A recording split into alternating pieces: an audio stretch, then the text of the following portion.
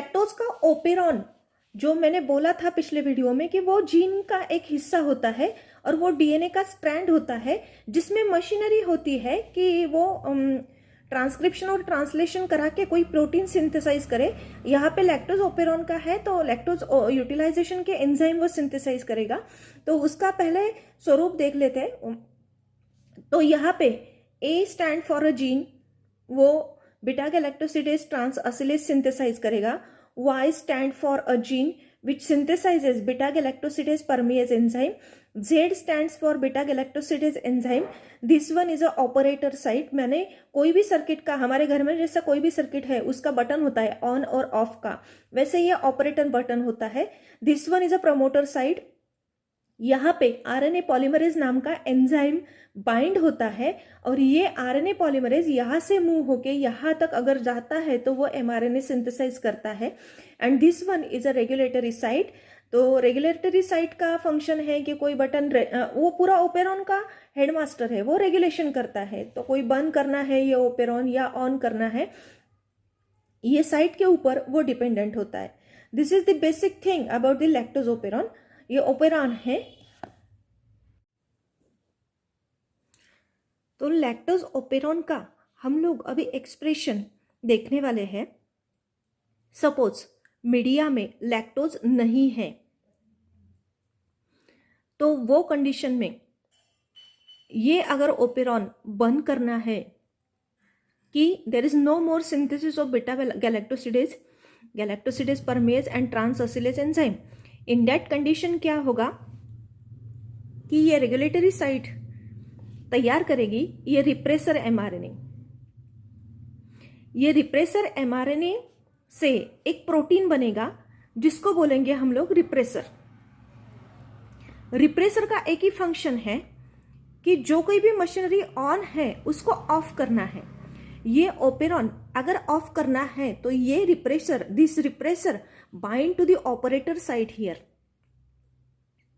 अगर ये यहां पे बाइंड होता है तो आरएनए पॉलीमरेज जो एमआरएनए सिंथेसिस के लिए ये प्रमोटर साइट पे बाइंड होने वाला है और मूव करके यहां पे जाके बीटा गैलेक्टोसिडेज का एमआरएनए, बीटा गैलेक्टोसिडेज परमेज का एमआरएनए और बीटा गैलेक्टोसिडेज ट्रांसअसिलेज का एमआरएनए तैयार करने वाला है, वो यहां से जा नहीं पाएगा क्योंकि there is a obstacle in RNA polymerase path and that is a repressor, and thereby there is inhibition of RNA polymerase movement and transcription of mRNA. तो ये in absence of inducer का पोजीशन है। and if there is presence of inducer, माने lactose molecule है media में और ये operon, lactose operon अभी चालू करना है तो इसके लिए ये हो सकता है कि रिप्रेसर एमआरएनए वहां पे बैठा था तो वो रिप्रेसर एमआरएनए जो है उसको बाइंड करेगा एक मोलेक्यूल जिसको बोलेंगे इंड्यूसर। वो अलो लैक्टोज हो सकता है और it may be a lactose molecule. This lactose और allolactose molecule bind to the repressor and inactivate the repressor. तो रिप्रेसर अगर इनएक्टिवेट होगा तो it fail to bind here. अगर वो बाइंड नहीं होता है तो आरएनए पॉलीमरेज का लाइन क्लियर हो जाएगा।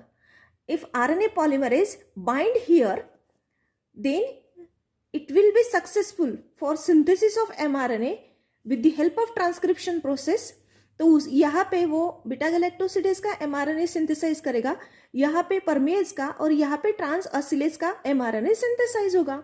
अगर एमआरएनए सिंथेसाइज होता है, if there is mRNA synthesis, definitely there will be processing and transcription occur and translation occur, and by that means synthesis of these molecules of enzymes will be successful. And this is the main operation or working of lactose operon in presence of inducer. Lactose operon का operation जो होता है उसका working जो होता है वो glucose concentration के ऊपर और लैक्टोज कॉन्सेंट्रेशन के ऊपर डिपेंडेंट होता है। तो मीडिया में अगर ग्लूकोज हाई कॉन्सेंट्रेशन में है तो ग्लूकोज तो एक सिंपल शुगर है। जहाँ तक माइक्रो ऑर्गेनिज्म के यूटिलाइजेशन की बात है तो माइक्रो ऑर्गेनिज्म ग्लूकोज पहले खाएगा, अगर लैक्टोज भी है तो पहले वो मीडिया का ग्लूकोज पहले खत्म कर लेगा। तो मीडिया में अगर ज़्यादा ग्लूकोज है तो ये पोजीशन है लैक्टोजोपेरॉन की, ग्लूकोज वो पहले खाएगा, तो ग्लूकोज ज़्यादा खाएगा तो CAMP cyclic adenosine monophosphate level जो है वो कम रहेगा, और ये इंडिकेट करता है कि यहाँ पे पूरा शटडाउन रहेगा लैक्टोजोपेरॉन का, ऑपरेशन होगा ही नहीं क्योंकि सब शटडाउन है, ऑर्गेनिज्म ग्लूकोज खा रहा है। और सेकंड कंडीशन है कि मीडिया का ग्लूकोज लो है, इसका मतलब है हाई साइक्लिक एडिनोसिन मोनोफॉस्फेट वहाँ पे तैयार हो चुका है। अगर हाई CAMP है तो वो CAMP ये कैप साइट को बाइंड होगा, ये कैप साइट बोलते हैं, कैटाबोलाइट एक्टिवेटर प्रोटीन इसको बोलते हैं। यहाँ पे अगर CAMP बाइंड होता है तो बाय डेट मीन्स ये पोजीशन रहेगी लो लैक्टोज के प्रेजेंस में। लैक्टोज अगर कम होगी मीडिया में तो ये पोजीशन रहेगी, लेकिन लैक्टोज अगर हाई कॉन्सेंट्रेशन में है तो इन दैट कंडीशन ये पोजीशन रहेगी, माने रिप्रेसर निकल गया है। रिप्रेसर अगर निकल जाता है, ये रिप्रेसर अगर निकल जाता है तो RNA polymerase bind to this site और वो यहाँ से यहाँ तक जाएगा और ये mRNA सिंथेसाइज करेगा। तो यहाँ पे ये क्लियर है, जब CAMP और ये कैप प्रोटीन का अगर बाइंडिंग होता है, लेकिन इस कंडीशन में अगर लैक्टोज लो है तो ये रिप्रेसर हटेगा नहीं, रिप्रेसर यहीं पे रहेगा और इसकी वजह से ये RNA पॉलीमरेज आगे नहीं जा पाएगा और वो एंजाइम सिंथेसिस में पार्टिसिपेट नहीं करेगा। लेकिन अगर कॉन्सेंट्रेशन लैक्टोज का हाई है, इन दैट कंडीशन अगर ये CAMP मीडिया में आके वो CAP साइट को अगर बाइंड करता है तो ये लैक्टोज यूटिलाइजेशन का जो प्रोसेस है वो 50 to 100 टाइम्स ज़्यादा हो जाएगा, क्योंकि RNA पॉलीमरेज का स्पीड जो है वो ज़्यादा बढ़ जाएगा।